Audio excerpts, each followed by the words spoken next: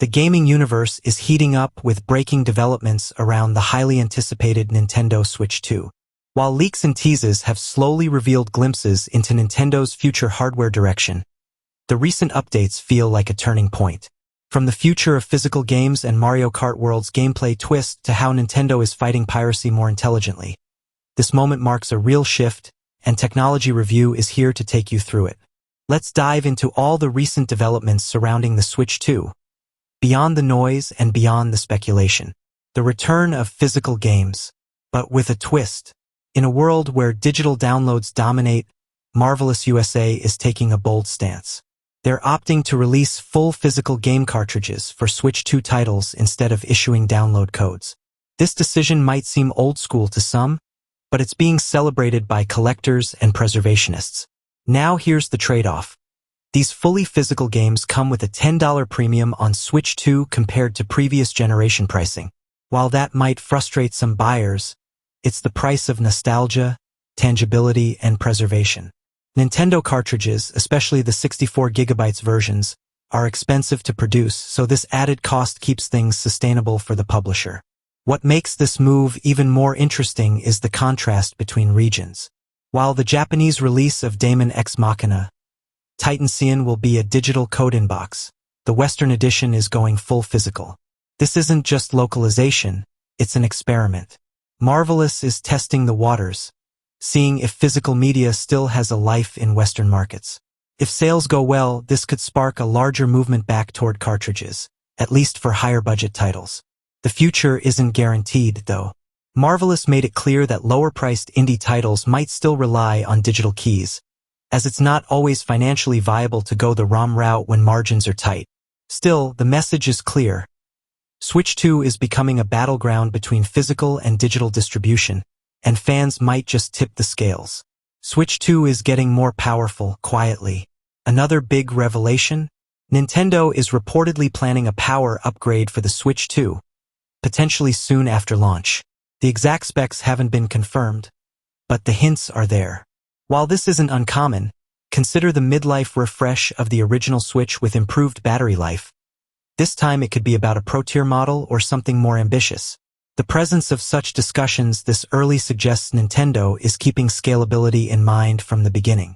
And if that's true, we may soon see two Switch 2 tiers on the market, one standard and one higher performance unit designed for enhanced visuals, faster load times, or even 4K output. This plays into the broader narrative of Nintendo evolving its console ecosystem, not just releasing static hardware every 7 years. The hybrid model seems here to stay, but it could evolve much faster now. Mario Kart World just got reversed. Literally. If you thought Mario Kart couldn't surprise you anymore, think again. With Mario Kart World, Nintendo is shaking things up by allowing players to race in reverse on traditional tracks. This isn't mirror mode, which simply flips the course's layout.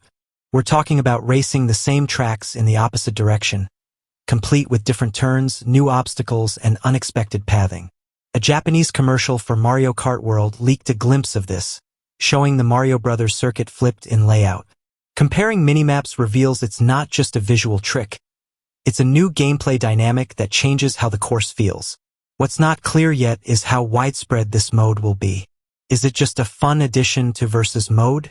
Is it exclusive to Knockout Tour? Or is Nintendo using it to quietly retire mirror mode in favor of something more technically exciting? Early speculation leans toward this becoming a core feature, especially since the commercial lacked UI elements from specific modes. That suggests this isn't a niche option. It's something players might experience across the board.